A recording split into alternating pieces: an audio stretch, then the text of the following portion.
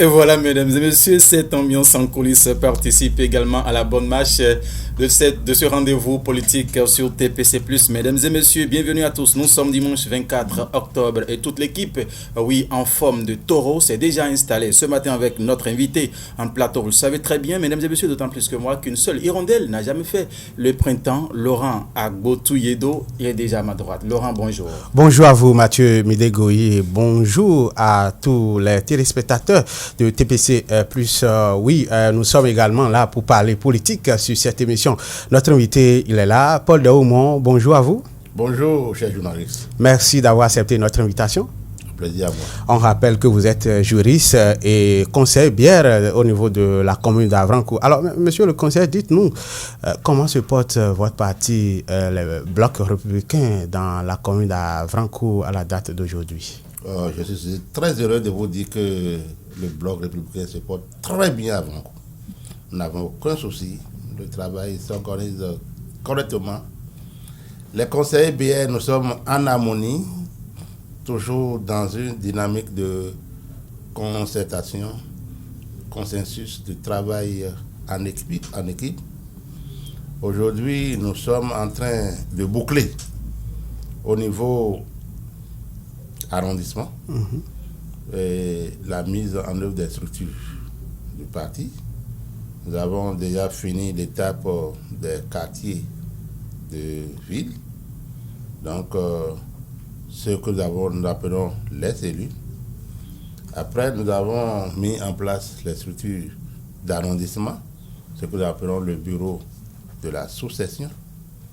Et actuellement, les délégués ont été déjà identifiés pour la mise en place du bureau de la session, qui est le niveau communal.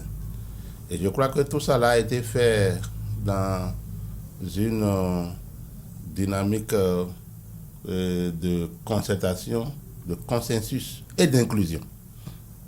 Consensus, inclusion. Et assorti de frustration. Je ne vois pas qu'il y a de courant qui soit frustré, fâché, non. Parce que la stratégie que nous avons adoptée renvoie d'abord au quartier. Il y a les assemblées générales de quartier qui se concertent pour désigner leurs représentants au niveau de l'arrondissement. 29 au niveau de l'arrondissement, chaque quartier. Alors, lorsque ceux-là arrivent, ils désignent 10. Donc, les 10 sont au niveau de l'arrondissement pour représenter leur quartier. Alors, pour faire le bureau de l'arrondissement, nous avons puisé dans les 10, parce que vous voyez, si vous faites 10 fois 10, ça fait 100. Alors, au niveau de l'arrondissement, nous avons besoin de 29. Donc, quand on fait le jeu de cartes, on va dire que bon, comment on fait? Et on s'est entendu. Et il y a un quartier qui a accepté de donner 2, et les autres ont donné 3. Donc, ce qui nous fait les 29. Et avec ça, au niveau de l'arrondissement, il faut aussi puiser les 10 pour envoyer au niveau de la commune. Et là, c'est chaque arrondissement qui envoie aussi ces 10 là. Et nous sommes 7 arrondissements, dans les 70. Dans les 70 maintenant, on va dégager 29 pour former donc le bureau de la commune, qui est la session. Donc tout s'est bien passé. Actuellement, nous attendons les délégués de la direction du parti pour venir installer. Alors, monsieur Paul Daoum, on se rend compte que tout va bien parlant de votre parti politique, mais là où le problème se pose avec acuité, c'est votre participation au niveau communal, puisque vous êtes conseiller, parce que Bloc républicain est vu par certains conseillers du pays comme des conseillers qui bloquent l'évolution des travaux au niveau du conseil, vos prises de position à un moment donné. Est-ce que ce n'est pas votre échec lors des dernières élections communales, puisque l'objectif du BR était de prendre le pouvoir? Est-ce que ce n'est pas cet échec qui continue de vous hanter au BR à Avrancourt, monsieur Paul Daoum? Chez nous, on ne parle pas d'échec. Papa, on ne sont pas de mauvais perdants. La réalité est que l'Union progressiste avait un conseiller de plus que nous. Ils sont la majorité. Et pour moi, le juriste, c'est sans débat. Vous êtes démocrate ou vous ne l'êtes pas. Si vous êtes démocrate, vous acceptez les règles du jeu. Donc il n'y avait pas de problème. Ce que nous avons exigé depuis cette élection, nous avons dit à haute et intelligible voix, si vous nous prenez comme une minorité de façade dont on peut se passer pour faire n'importe quoi, nous pourrions vous surprendre et devenir une minorité de blocage. Parce que nous ne sommes pas venus ici pour vendre la tomate. Nous sommes venus ici pour représenter dignement, valablement notre parti, le BR. Et le BR ne fera pas figuration. Et aujourd'hui, quand vous parlez de blocage, je prends le maire à témoin, il ne dira pas ça. Les meilleures propositions au niveau du conseil viennent des conseillers BR. Viennent des conseillers BR. Il y a plusieurs fois que moi j'ai déposé des projets sur la table du maire qui a bien réceptionné, a bien apprécié la pertinence de ces projets. Alors, qu'il en fasse application ou pas, ce n'est pas mon problème. Moi, l'histoire donnera raison que, à des moments donnés, j'ai fait des propositions pour aller de l'avant. Qu'on les a appliquées ou pas, ça, ce n'est pas mon problème parce que je ne suis pas dans l'exécutif. Je ne suis pas dans la gestion quotidienne de la commune, de la mairie. Alors, il reviendra à qui de droit de savoir prendre ce qu'on lui propose ou de ne pas. Et c'est là où je déplore parfois la politisation de l'administration communale. Vous faites des choses, vous proposez des choses, et puis, parce que c'est vous, adversaire politique, qui proposez, et on dit c'est bon, mais après, il n'y a pas un suivi. On vient de sortir d'un conseil extraordinaire, je l'ai dit, et je l'ai répété, pour dire, ça ne nous découragera pas à continuer de faire nos propositions, pour au moins prendre témoignage avec l'histoire. C'est ce que nous faisons. Mais il faut aussi dire quand même qu'il y a une bonne ambiance. Il faut venir à nos conseils. Avec les conseils IP, bon, nous blaguons bien, nous disons bien les choses, mais quand les questions sensibles arrivent, qui touchent la population, alors là, nous sommes sans chaud là. On n'a pas fait de toute la concession pour ça. Ce qui est rouge est rouge, ce qui est mauvais est mauvais. Il n'y a pas de demi-teinte. Chez nous, on dit que non, on ne fera pas ça. Mais ils arrivent à nous comprendre. Mais nous-mêmes avons aussi compris que, en tenant compte de leur statut, ils étaient là, avant nous, beaucoup étaient là, ils sont rompus dans une certaine façon de faire. Ce ne sont pas des façons totalement catholiques. Et ouais, redresser un poisson sec, c'est difficile. Donc, ça demande un peu de l'art. L'art dans la communication, une bonne pédagogie de discussion, etc. Et ça fait mieux que faire du bruit. Alors, je leur ai donné une image qui fait toujours blaguer, mais c'est une image profonde qui elle-même parle beaucoup. L'image du chien et du chat. Le chien incarne l'opposition. Le chien dans la cour au portail. Et lui, il crie. Il crie pourquoi? Parce que il y a le chat à l'intérieur qui est bien entretenu. C'est la mouvance, ça. C'est eux qui sont aux affaires, ça. Ils sont autour de la table, autour de la marmite. Et ils mangent. Eux-mêmes savent qu'ils mangent. Le chien est en opposition, donc nous, minorités qui sommes dehors là, nous disons, mais ayez pitié du peuple. Ayez pitié de la population. Hein?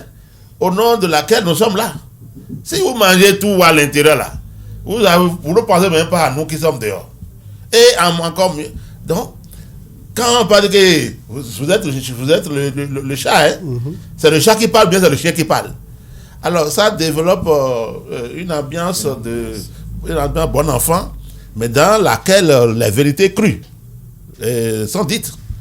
Donc je crois que cette façon de faire me paraît mieux que de crier chaque fois, lever donc la tension, rien. À la fin, la population vous trouve comme de grands de responsables, mais qui se comportent comme de petits garçons. Tout à fait. On ne veut pas avoir cette image. Tout à fait, monsieur Paul Daoumon. Le Bière, c'est au-delà de la commune d'Avrancourt. Oui, vous aviez été éprouvé parlant des départements de l'E Plateau lors des dernières élections communales, puisque sur la plupart des communes, c'est l'Union progressiste qui vous a ravi la vedette, et les législatives de 2023, c'est pour bientôt. Dans ce objectif, il y a eu beaucoup de démissions. Comment comptez-vous travailler pour corriger le tir, puisque le 2023, c'est pour bientôt? Oui, 2023, c'est pour bientôt. Mais en politique, 2023, on ne va pas se préparer en 2023. Hein? On ne prépare pas une élection à la veille de l'élection. 2023 est déjà en préparation. Hein? Nous sommes déjà en train de préparer 2023. Et depuis... Malgré cette démission-là? Oh là là! Est-ce que ce n'est pas peut-être cette démission-là qui constitue pour nous une bonne affaire? Ah bon? Mais vous ne voyez pas? Vous ne lisez pas? Non, dites-nous, monsieur. Vous ne lisez pas la carte géopolitique donc, du BA actuellement? Lisez les entrées. Ça ne vous surprend pas? Les entrées que nous observons aujourd'hui, est-ce que ça ne dépasse même pas les démissions dont on a annoncé? Mais Paul Daoumon, quand nous prenons les départements de l'E Plateau, il y a eu des ténors qui ont quitté cette formation politique. Il y a eu les soutiens de première heure qui ont œuvré pour l'avènement du président Patrice Talon en 2016, qui ont quitté cette formation politique. Vous croyez que ces gens-là ne sont pas importants? Mais ils ont quitté sans où? Dites-nous. Moi, je sais pas, c'est vous qui avez dit qu'ils ont quitté. Quand ils ont quitté là, ils ont atterri où? Ah ben, je n'ai pas encore eu l'information que quelqu'un les a reçus, qu'il y a un autre parti qui les a reçus. Vous voyez, il y a un débat que j'ai mené, je ne sais pas si je l'ai suffisamment mené à Avrancourt. J'ai dit, ce n'est pas toujours les premiers militants qui font le parti. J'ai plus de 40 années d'expérience de parcours politique. Et j'ai fait avec beaucoup de grandes personnalités politiques dans ce pays. Depuis la Ligue nationale de la jeunesse patriotique, je suis entré en politique par là. Ce n'est pas toujours les premiers qui font les partis. En politique, comme le dit la Bible, le premier peut devenir le dernier. Et le dernier peut devenir le premier. Quand les gens bombent le torse, membre fondateur, la direction du parti n'a pas besoin de membre fondateur. Hein. Il a besoin de membres dont l'aura lui permet de mobiliser plusieurs autres personnes à sa suite. Parce que le parti, finalement, c'est des additions. Tu es membre fondateur, mais tu es installé dans un immobilisme tétanisé, là. La seule chose que tu as fait valoir, je suis membre fondateur. Mais après, il va fonder. Le parti devient quoi? Mais ça va devenir une simple casserole vide lorsqu'il n'y a pas d'autres entrées. Et ceux qui sont arrivés là font du travail de mobilisation mieux que toi, membre fondateur, et tu seras sorti même du parti. Et le membre qui est arrivé va prendre ta place et va peut-être même émerger et devenir le premier raison. C'est ça la marche d'un parti. Donc, ce dont vous parlez, moi, je ne vais pas citer de nom, sinon vous allez vous êtes tous envoyés par les droits de réponse. Moi, j'ai eu à leur parler. pour dire qu'on ne fait pas la politique comme ça. On ne fait pas la politique comme ça. Dans les anciennes formations que j'ai, il y a eu des moments où j'étais pressenti ministre. Mais ce n'est pas encore acrobatie, hein, de petits circuits. Comment dire non? Pourquoi lui? Mais ça ne m'a pas tourné la tête pour dire je claque la porte du parti. Et comme je suis croyant, je me demandais, mais est-ce que ce n'est pas un bien que Dieu m'a fait? Pour qu'à cet instant-là, je ne sois pas éligible à ce poste. Mon nom était sur la liste qui devait aller à l'Assemblée dès le lendemain matin jusqu'à 22h. Et les courtisans du chef de l'État sont déjà venus me voir, commencer déjà par négocier des postes. Ah, quand tu travailles, non, moi, il faut penser à moi. Hein. Je voudrais souhaiter être, mais laissez-moi d'abord, c'est pas même officiel. Alors que ce n'est pas encore proclamé. Ce n'est pas encore proclamé. Juste qu'ils ont, c'est des fuites d'informations.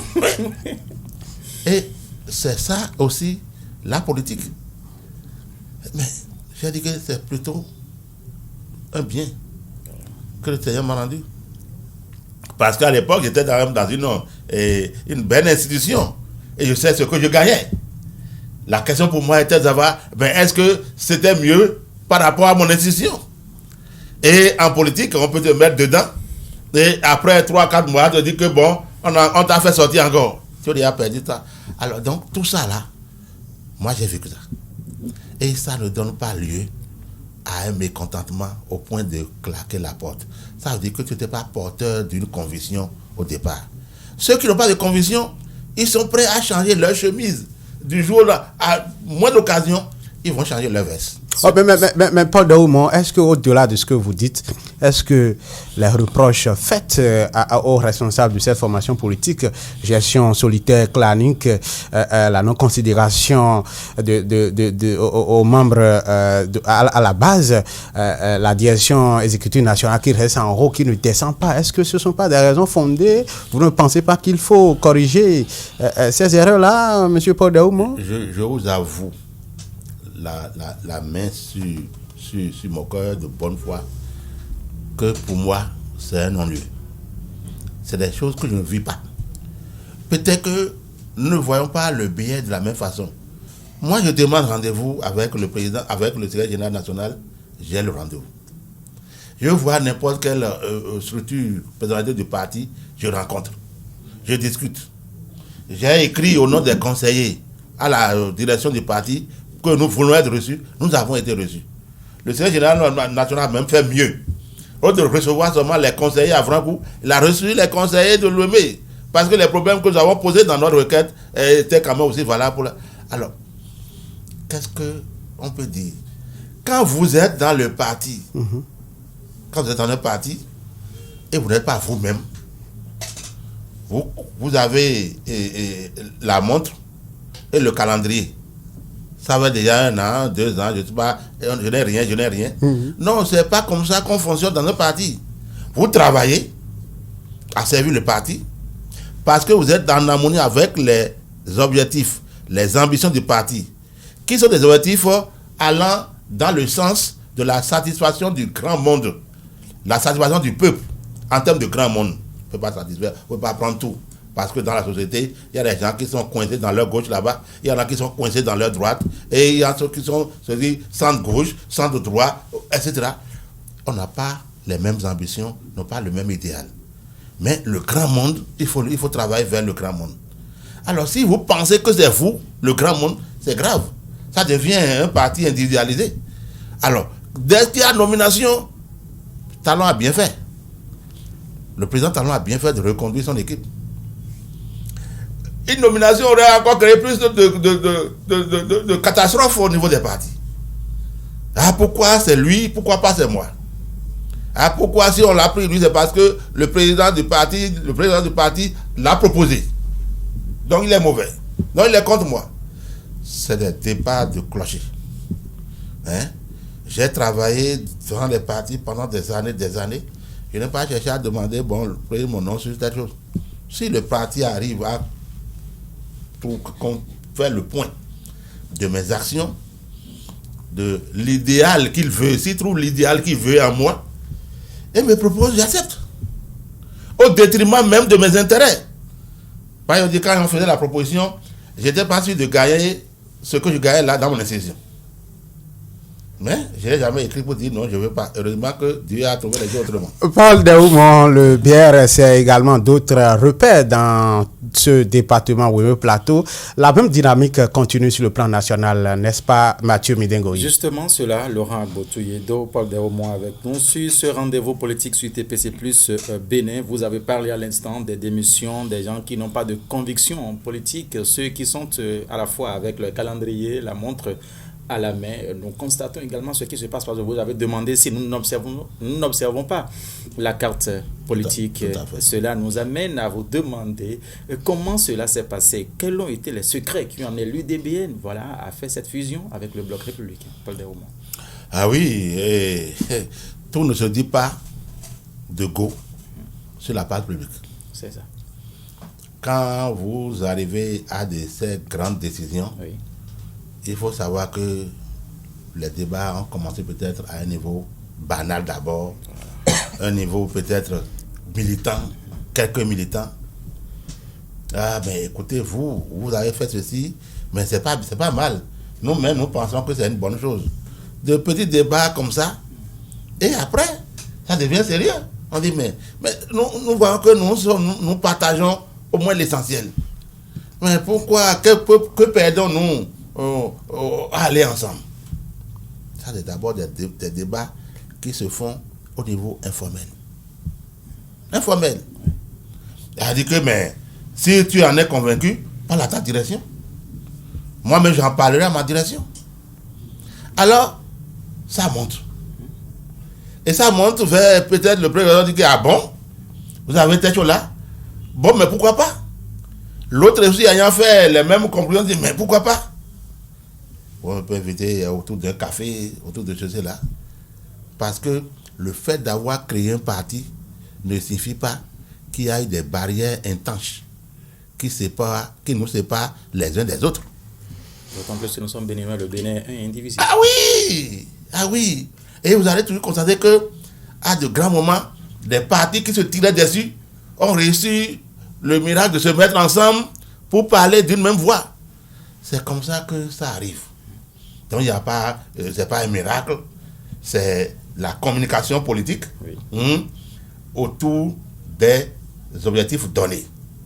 Si tant est que chaque parti sait que sa mission, c'est de conquérir et d'exercer le pouvoir d'État, il arrive à un moment où le parti doit même s'évaluer et se demander, par rapport au contexte, par rapport à cette géopolitique, est-ce qu'en état actuel de notre fonctionnement, de notre organisation, de notre mobilisation, est-ce que nous pouvons atteindre cet objectif-là à moyen, à court terme? C'est une question fondamentale que les stratèges du parti se posent. C'est pourquoi dans un parti politique, il y a toujours ce qu'on appelle la cellule de réflexion stratégique. La cellule de réflexion stratégique.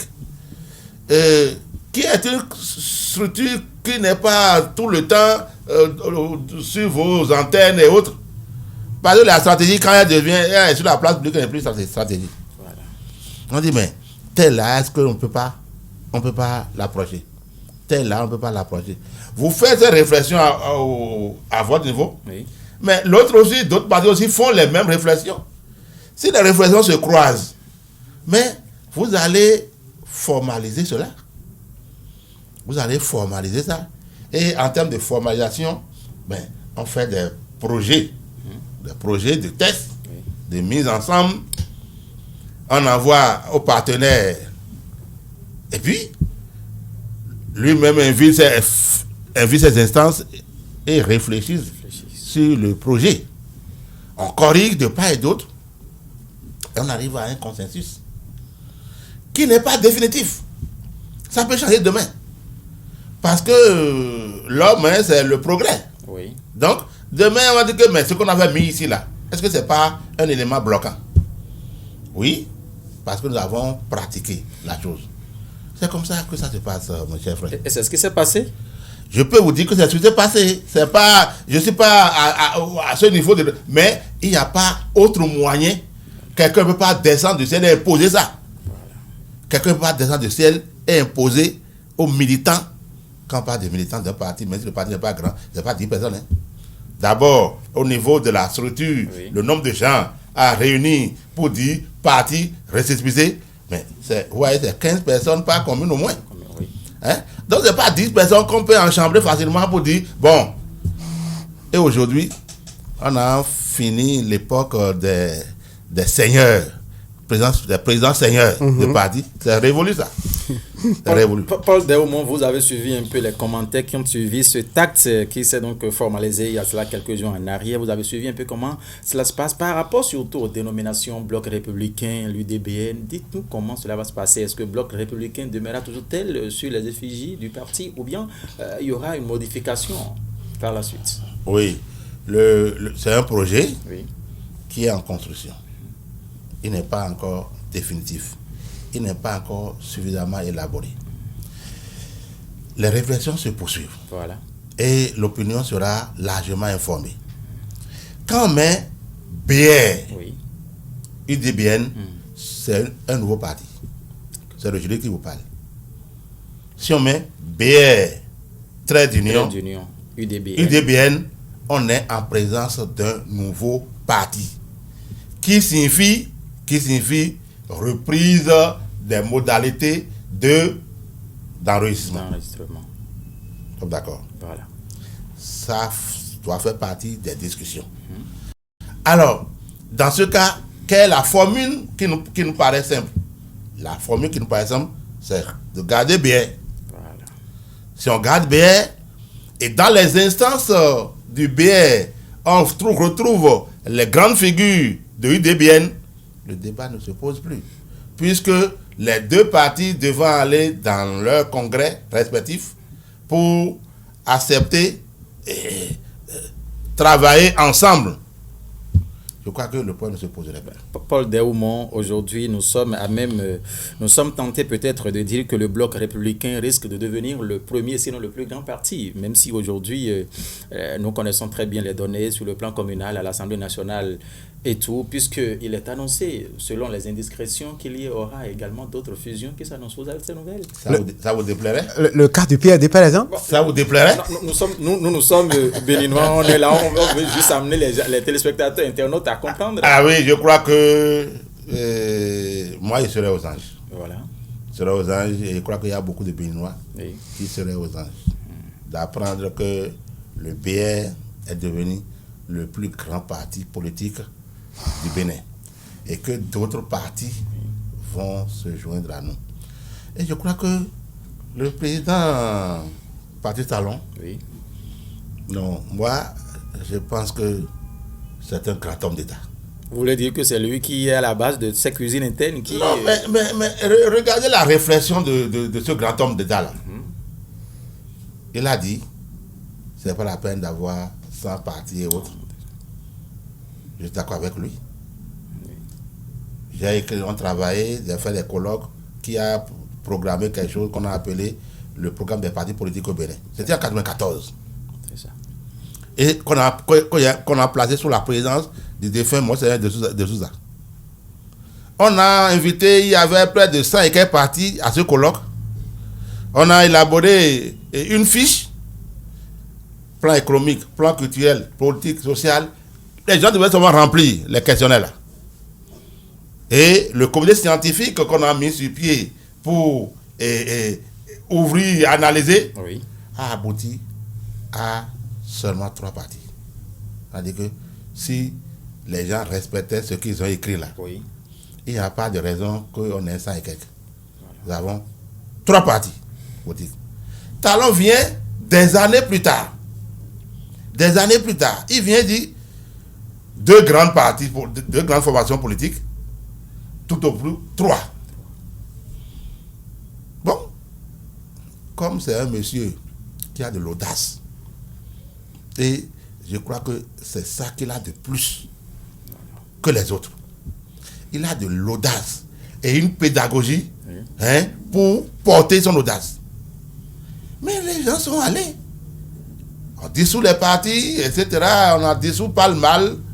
Moi-même, j'étais artisan de dissoudre Force Clé. On a dissous Innover la Nation, dans lesquels était responsable. On a dissous. Donc tous ces partis qui vont se fusionner désormais également vont... Alors, voyez-vous, est-ce que nous ne sommes pas en train de revenir à ce qu'on avait refusé au départ au niveau de certaines formations politiques qui ne voulaient pas perdre leur dénomination, sinon leur... Ta dénomination te donne quoi? Ah ben je ne suis pas politique, c'est seulement eux qui savent dénomination là. Ce que ça leur procure. Dénomination, ça procure quoi? Ça donne quoi au peuple? Au-delà donc de ambition, prestige, orgueil personnel, ça donne quoi? Il faut viser le peuple. Il faut viser le peuple dans son intérêt. Et savoir prendre ces intérêts-là en compte dans ce que nous faisons comme animation politique. Tout le débat est là. Si tu te retrouves dans une alliance de partis qui donne un nom et tes idées, tu arrives à les faire passer et au sein de ce parti, tu arrives à faire ton parcours. Si tu as conçu la politique comme la satisfaction de soi, la satisfaction personnelle, tu auras un chagrin. Mais si ce n'est pas ça ta vocation, et c'est pour le plus grand nombre que tu travailles, alors là, vous portez ensemble l'idéal. Et le peuple se retrouve.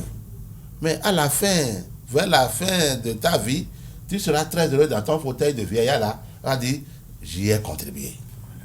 C'est la plus grande satisfaction que moi j'attends. Alors, que on soit désigné comme porteur, comme l'artisan de ceci, de cela, peu importe, on est disponible pour ça. Paul Déoumont, nous allons continuer cette émission. Ces partis qui font fusion, ces partis qui ont déjà fait fusion et d'autres qui restent encore au mouvement, qui restent encore à venir, si éventuellement il y avait des frustrations, parce que quand il y a un grand rassemblement, chaque fois on le dit dans nos langues de façon vulgaire, il y a également des conciliabules à l'interne. Est-ce que vous ne pensez pas qu'il se peut qu'il y ait de ces petites frustrations au niveau des militants à la base? Bon, le parti BR c'est déjà un grand parti, on va s'y ajouter, quelle sera notre place? Si éventuellement ces frustrations, Paul Déoumont, que répondiez-vous peut-être?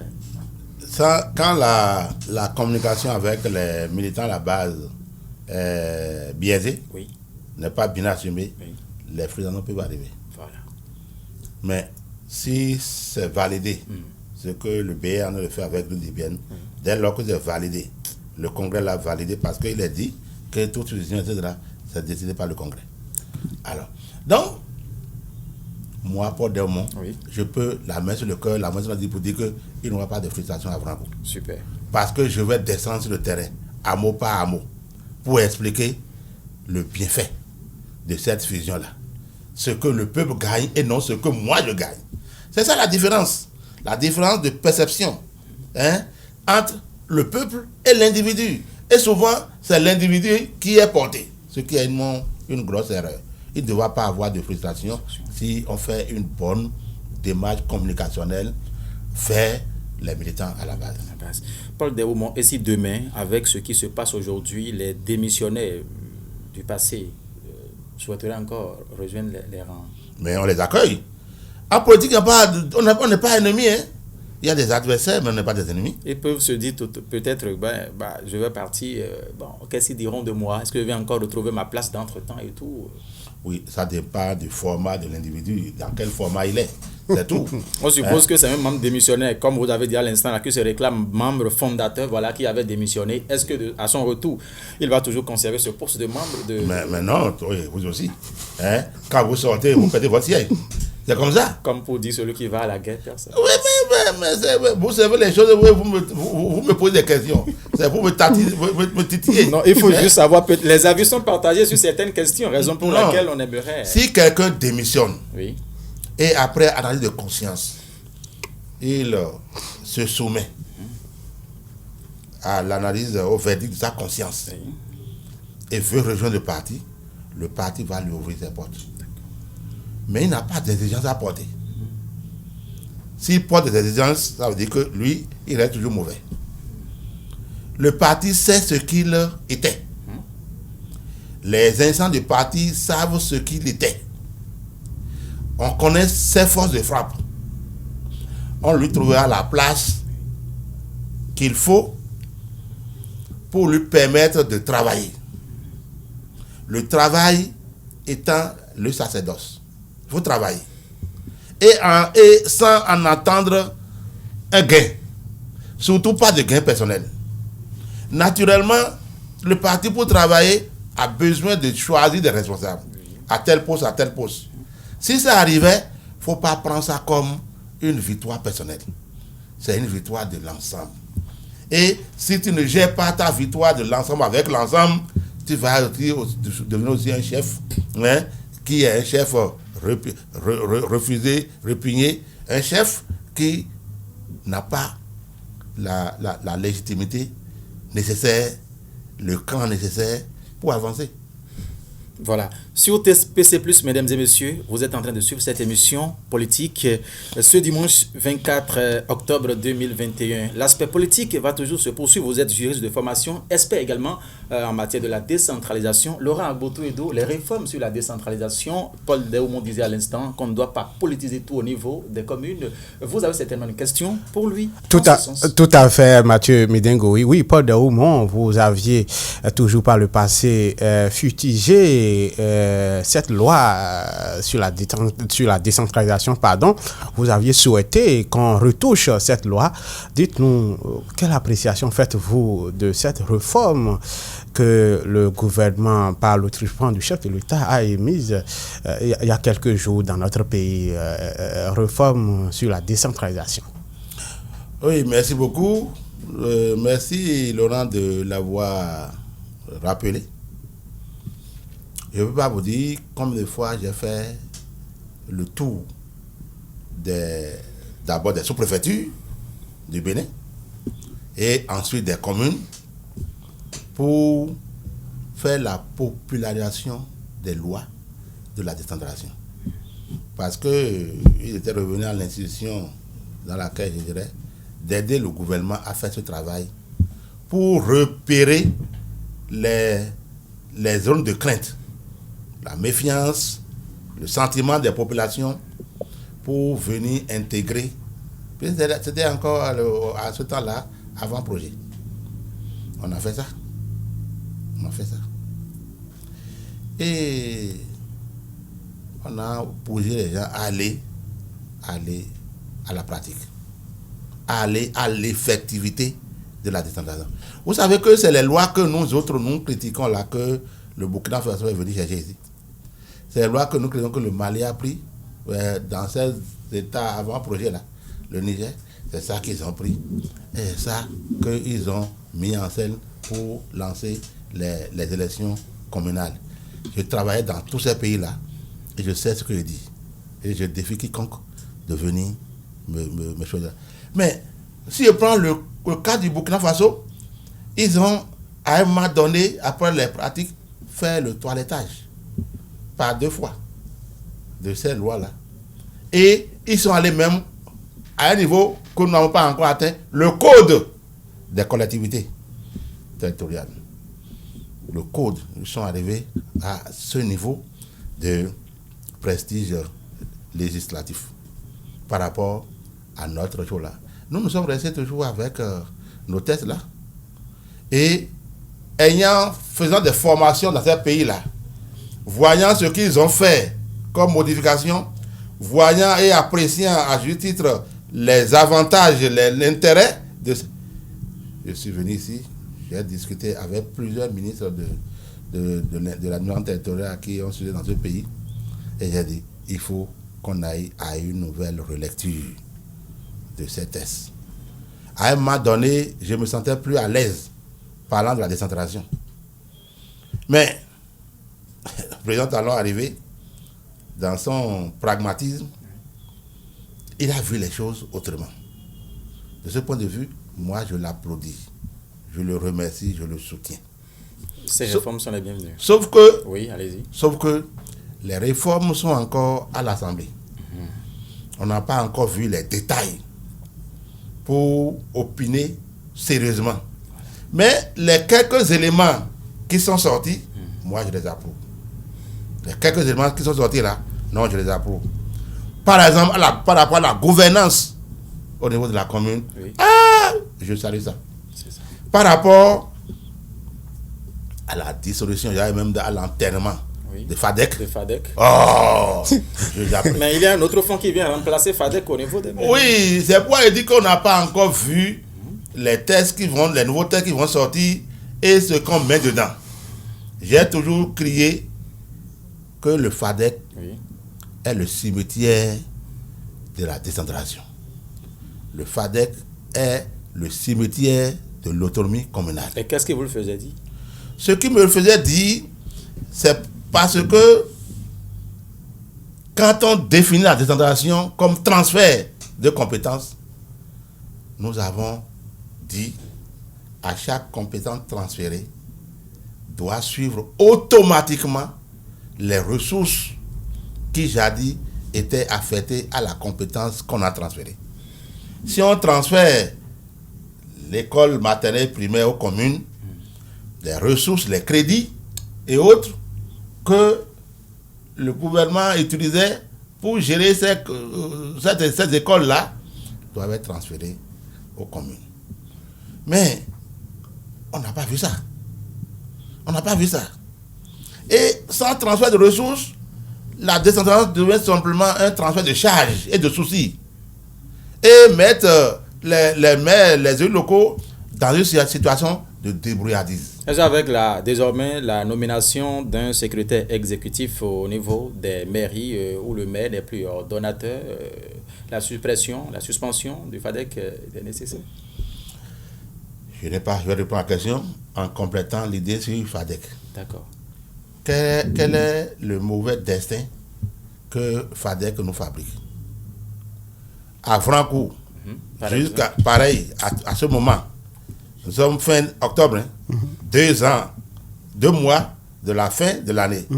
On n'a pas encore reçu la dotation de FADEC. Pour le compte de l'année 2020. Pour le compte de l'année 2020. Donc, le FADEC, d'abord, on ne sait pas sur la base de quoi on évalue.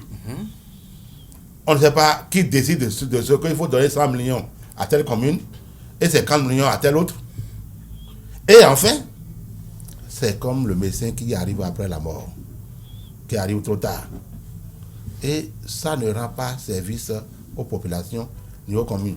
Il y a beaucoup d'engagements que le maire nous a dit la dernière fois qu'il ne peut pas honorer. Parce qu'on a attendu que ces engagements-là, on devrait épuiser dans le fonds FADEC pour faire. Mais jusqu'à là où je vous parle, FADEC n'est pas encore arrivé. Donc, ce n'est pas une bonne mesure. Voilà. Qu'on appelle ça, le fonds d'investissement communal, le FIC, soit proposé à la place de Chola. Je suis d'accord. Mais à condition que le FIC ne reprenne pas les mêmes méthodes que FADEC. Vous avez loué à l'instant l'audace du chef de l'État, certainement que toutes ces mesures ont été prises. Oui, c'est pourquoi il dit qu'il faut attendre, il ne faut pas être aussi... attention, le chef de l'État nous a promis que je n'a pas encore fait. Il va nous donner la deuxième dot. Oui, il a bien dit qu'il était de passage. Alors, nous attendons toujours et nous comptons les jours. Ce qui est sûr. Donc, si le FIC doit améliorer le FADEC, le FIC doit revoir les estimations. Pour dire, avant d'affecter tel montant à telle commune, on part des estimations.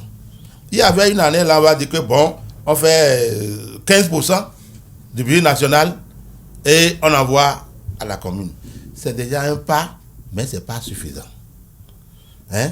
En réalité, l'ambition cachée de la décentralisation, pour ceux comme les pays de l'Allemagne et autres qui le font, c'est de dépouiller l'État central de ces ressources qu'on glane, parce qu'il y en a beaucoup, on en utilise et puis on fait du gaspillage, et les envoyer vers le milieu où ces ressources-là seront bien utilisées et à bon escient.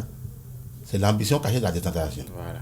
Bon, parce que on ne veut pas se dépouiller, on ne veut pas envoyer des ressources et on laisse les élus dans un système de débrouillard. Et c'est ça qui crée la gabégie. Quand le maire est confronté à ces différents soucis-là, tous les soucis qui lui arrivent à la tête. C'est pourquoi j'ai apprécié l'idée de SE là. Oui. C'est que l'exécutif là. Oui, oui. J'ai apprécié ça. Ok. Parce que je vois des choses que mon expérience n'accepte pas. Paul Déoumont, avec le temps qui court, nous sommes pratiquement, sinon presque à la fin de cette émission. On n'a rien dit encore. Non, nous n'avons pas la prétention d'avoir satisfait les téléspectateurs comme il le faut, mais nous allons rapidement aborder une dernière préoccupation dans cette émission, c'est par rapport à cette loi sur l'avortement. Juriste, à la demande de la femme enceinte, l'interruption volontaire de la grossesse peut être autorisée lorsque la grossesse est susceptible d'aggraver ou d'occasionner une situation de détresse matérielle, éducationnelle ou professionnelle. Bon, il y a cette loi également. Laurent, vous ne restez pas sans savoir que cette loi est déjà à l'Assemblée, sinon presque votée déjà. Tout à fait, voilà. tout à fait. Paul Déoumont. Nous avons moins de 10 minutes. Oui, Paul Déoumont. Un problème qui constituait un danger public, affirmait le ministre de la Santé, Benjamin Nkwati. Est-ce que c'était nécessaire, la légalisation de l'avortement dans notre pays, le Bénin? C'est une question difficile à la fois pour moi, mais je vais répondre. Parce que d'abord chrétien, oui. Et je ne veux pas contredire la hiérarchie de l'Église, qui n'est pas d'accord. Tout à fait. Avec cela. Chrétien, limiter la vie, mais pas limiter, empêcher la vie à un enfant, ce n'est pas une bonne chose. Mais les choses ont évolué. Nous devons concevoir notre société comme une société dynamique, qui évolue. La situation au temps de nos parents, ce n'est pas la même chose aujourd'hui. Au temps de nos parents, les filles devraient magnifier leurs parents en allant au mariage avec leur virginité. C'était une gloire. Et tout le monde se battait pour maintenir ça. Ce n'est pas les mœurs qui ont été libérées aujourd'hui. Et les droits de l'homme sont venus se greffer. J'ai le droit de disposer de mon corps comme je le veux, comme je l'entends. Alors, soit vous êtes juriste et vous acceptez l'évolution de ces choses-là, mais vous ne pouvez pas être un homme fermé de cette société et prendre la société d'hier comme celle d'aujourd'hui. Imaginez le nombre de gens qui meurent, le nombre de filles qui meurent, mais sans souci, sans soutien, on va faire de petits avortements clandestins et des gars s'ensuivent. Si on prend ça en compte, on doit se dire que c'était une bonne mesure de faire de l'avortement, de légiférer sur l'avortement. Et les gens ont dit, après un certain nombre de mois, je crois qu'ils ont parlé de 12, je crois, 12 semaines. Oui, 3 mois. 3 mois, que ce n'est plus toléré. Alors, il faut populariser cette loi-là pour que les femmes qui font l'avortement savent désormais qu'elles ont le droit de se planter dans une clinique agréée pour dire je veux me débarrasser du fœtus que je porte, mais elles restent dans un contenu, dans un cadre de 3 mois au plus. Je crois que c'est une très bonne chose. C'est douloureux par rapport à nos mœurs, par rapport à l'héritage ancestral, culturel, mais on ne peut pas continuer de marcher en ayant toujours la nuque pour regarder le passé. Dans les yeux, il faut regarder l'avant. Et c'est ça qui est difficile pour nous, chrétiens, d'accepter. Mais je crois que peu à peu, le pape que nous avons aujourd'hui, lui aussi est un homme de réforme. Parce que j'entends beaucoup de choses sorties du Vatican. Je crois qu'on va évoluer. Laurent, nous sommes à la fin. Paul Déoumont, nous sommes pratiquement à la fin de cette émission. Votre mot de fin pour conclure ce plateau politique? Non, mon mot de fin, c'est de vous remercier. Merci. Saluer les efforts que vous faites. Et je n'ai jamais... C'est la première fois que je viens ici. Oui. Et je vois qu'on n'a pas besoin de grands moyens pour faire de grandes choses. Mais lorsqu'on parle de télévision, c'est quand même beaucoup de moyens. Et plaise au Seigneur, vous aider à trouver à trouver ces moyens-là. Amen. Vous voyez, c'est ça aussi les réformes. Quand nous parlons de la libéralisation de l'espace médiatique, je vois aujourd'hui que les médias se créent, se forment, s'installent. Mais c'est une très bonne chose. C'est une très bonne chose. Moi, je vous encourage. Merci. Et vous qui travaillez dedans, je vous encourage à mériter le poste. Vous êtes. Ne comptez pas sur l'argent immédiat. C'est ça qui nous tue. C'est ça qui tue la jeunesse. L'argent immédiat là. Mais travaillez et le travail va faire votre publicité. Et là, l'argent va venir maintenant. Je vous remercie. Merci beaucoup. Merci à vous, Paul Déoumont. Mesdames et messieurs, c'est la fin de ce rendez-vous politique sur TPC+. Ce dimanche 24 octobre 2021, notre invité répond au nom de Paul Déoumont, juriste de formation, expert en décentralisation, conseil communal, bloc républicain au niveau de la commune d'Avrancourt. Nous avons abordé, plusieurs faits qui ont marqué l'actualité ces derniers jours en République du Bénin, le bloc républicain à Avrancourt, dans l'Ouémé, dans la 20e circonscription, fusion l'UDBN bloc républicain, sans oublier également les lois sur la décentralisation, les réformes sur la décentralisation, les lois sur l'avortement. Également, nombreux, étaient-ils à participer à la bonne marche de cette émission. Roland Boyanho, c'est lui derrière les 1001 boutons. De l'autre côté, Félicien Bonou, derrière les caméras. À l'édition, le rédacteur en chef de la maison, sinon Enoch. Laurent, merci à vous. Merci à vous, Mathieu Minengoui. Merci à vous pour votre disponibilité. Merci, mon cher Mathieu. Mesdames et messieurs, sans vous, nous ne sommes rien. Amis téléspectateurs, bon dimanche à vous. Au revoir.